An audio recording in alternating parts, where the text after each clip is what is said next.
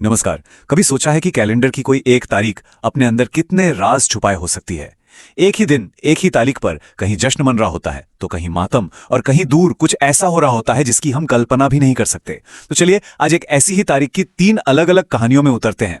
तो सवाल ये उठता है कि भाई एक ही तारीख पर इतिहास कितने अलग अलग चेहरे दिखा सकता है। आइए आज इसी सवाल के जवाब को टटोलते हैं और इसकी शुरुआत करते हैं हमारी पहली कहानी से। हमारी पहली कहानी जुड़ी है कला से, संगीत से और जश्न से। ये कहानी है एक ऐसे गीतकार की जिनके लिखे गीत आज भी हमारी शादियों की जान बने हुए हैं। तो बात शुरू होती है साल 1925 से, जब फिरोजपुर में वर्मा मलिक साहब का जन्म हुआ। सफर पंजाबी फिल्मों से शुरू हुआ, पर किस्मत उन्हें खींचकर बॉलीवुड ले आई। फिल्म यादगार से उन्हें एक पहचान मिली और फिर 1971 में फिल्म पहचान के लिए जब उन्हें बेस्ट गीतकार का अवार्ड मिला तो उन्होंने साबित कर दिया कि वो यहाँ एक लंबा सफर तय करने आए हैं। पर सच कहूं, वर्मा मलिक की असली पहचान अवार्ड से नहीं बल्कि उन गीतों से है जो आज भी हमारी धड़कनों में बसते हैं। आज मेरे यार की शादी है, ये गाना बजते ही माहौल कैसे बदल जाता है ना?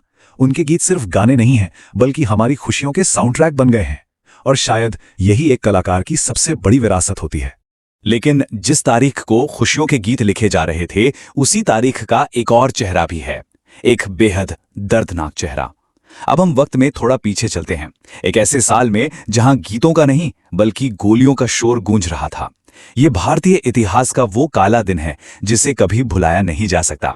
साल था 1919। अमृतसर के जलियांवाला बाग में हजारों निहत्थे लोग, बच्चे, बूढ़े, औरतें, रॉलेट एक्ट जैसे एक काले कानून का शांति से विरोध करने जमा हुए थे। तभी जनरल डायर नाम के एक अंग्रेज अफसर ने इंसानियत को शर्मसार कर दिया।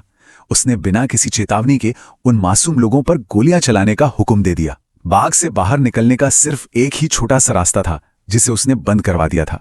सरकारी आंकड़े जो भी कहें, पर हकीकत यह है कि उस दिन 1000 से ज्यादा बेगुनाह लोग मारे गए थे। ये सिर्फ एक हादसा नहीं था, ये एक नरसंहार था। इस एक घटना ने पूरे देश को हिलाकर रख दिया और आजादी की लड़ाई की आग को और भी ज्यादा भड़का दिया। सोचिए, एक ही तारीख, एक तरफ शादी के गीत और दूसरी तरफ गोलियों की गूंज। 1919 का साल जहां हमें गहरे जख्म दे गया, वहीं इतिहास में एक और साल था 1796, जो इसी तारीख को एक बिल्कुल ही अनोखी और कह सकते हैं कि एक हैरान करने वाली कहानी सामने लेकर आया। ये दिखाता है कि इतिहास कितना अप्रत्याशित हो सकता है। और अब आती है हमारी तीसरी और आखिरी कहानी, एक ऐसी कहानी जो शायद आपको मुस्कुराने पर मजबूर कर दे। क्या कोई सोच सकता है कि इसी तारीख पर भारत और अमेरिका के बीच एक बड़ा ही मजेदार रिश्ता बन रहा था? ये कहानी है अमेरिका पहुंचने वाले पहले हाथी की। जी हां, साल 1796 में भारत के कलकत्ता से एक 2 साल की छोटी सी हथिनी को पानी के जहाज पर बिठाकर अमेरिका भेजा गया।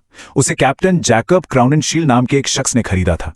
जरा कल्पना कीजिए, उस दौर में एक हाथी को जहाज पर 7 समंदर पार ले जाना कितना बड़ा अजूबा रहा होगा।